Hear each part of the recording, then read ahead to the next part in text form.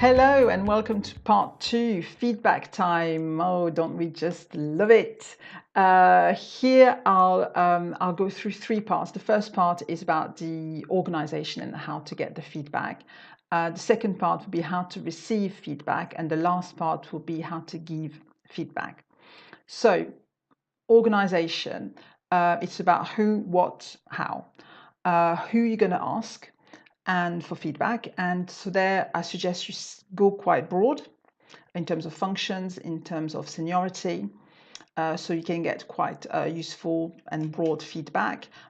Please don't just ask your fan club. That's really, really pointless and you won't learn much. And the second part is about what do you ask. So in terms of what you ask, you can ask specific questions, make them, I would say, a maximum of 5. Make them insightful. You can make them specific to a certain project or to a certain development areas you've got. If you're really stuck for ideas of what to ask, then you can stay generic. What should I start doing, or do it differently? Or what are my strengths, my challenges, or areas that I could improve.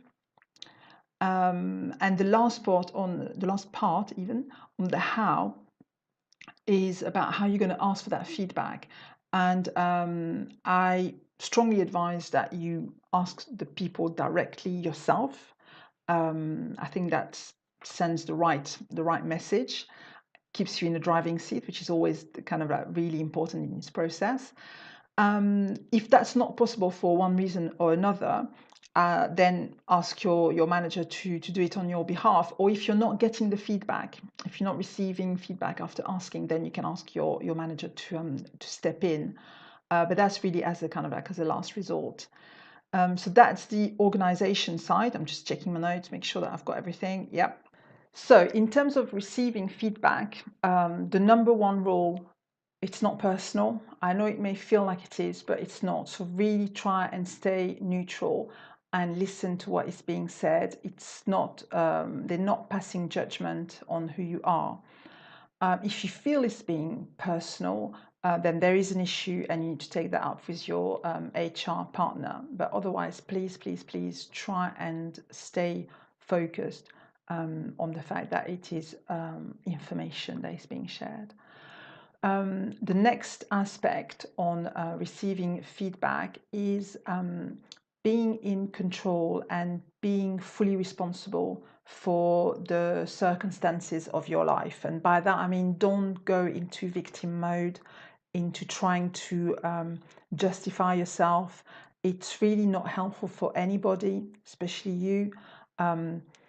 It's not great leadership, and you're just not getting the learnings that you can be gaining from that feedback. So just listen, accept it.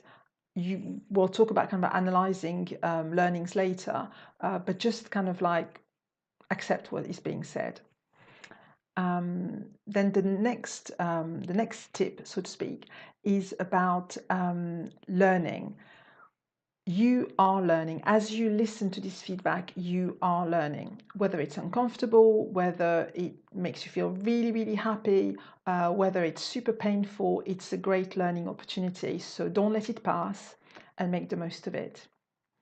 Then it's about emotions. It's quite likely that you'll be experiencing emotions. Again, joy, anger, whatever it is, emotions tend to translate in a very physical manner. So by letting it pass and accepting it, it will move on more quickly, and you'll be able to be centered and back in the conversation a lot more quickly, and that will be a lot more efficient for you. If you need to take a moment, that's absolutely fine. You can ask, can I take a couple of minutes? It's cool. There's nothing wrong with that. And it's much better to do that than to bottling it all up and then blowing a fuse a couple of hours later, or not being in the review meeting because you've just thinking about what's being said and kind of like thinking about it over and over again, and you're not listening anymore to what's being said, which is a real shame. So that's about receiving feedback. And the last point on that is listen to the positive feedback. Don't kind of like say, yeah. Just really listen to it. You've got as much to learn about your positive feedback as you do from the more challenging feedback, because it highlights your strength, which you can use to maybe help developing other aspects. So really listen as carefully to the positive feedback as you do to the challenging feedback. Now on to giving feedback, which is not easy. So my heart goes out to you. So the few kind of like key rules here. The first one is please be constructive, be factual, be clear, don't be vague, avoid the she said, he said, that. That's really not very good practice. So try and be as fact-based and clear as you can, so the person can actually do something with the feedback you're giving them. The next part on giving feedback is about being emotional. If you felt an emotion about whatever it is you're feeding back, it's fine. I was angry when you, I was upset when you, well, I felt really valued when you, it's cool. It just kind of like gives the whole picture on the feedback you're sharing. So it's not because I'm telling you that it's fact-based that it can't include emotions. I think that the two are absolutely critical to a good piece of feedback. And the next point is about, and the last and most important, please, it's not about blaming or judging. We're not at school, we're not at church. Who are you to judge? Seriously, who are you? And in terms of blaming, it's pointless. It ruins the whole feedback process. If you blame somebody, they are just going to think about justifying themselves, and they're not going to take on board what you're saying. And unless you want to lead by fear, but that's not really kind of like great, they're not going to change, and they're not going to develop, and they're not going to try and improve themselves. So that's really bad manners. That's not leadership. That's not good management to blame or judge somebody.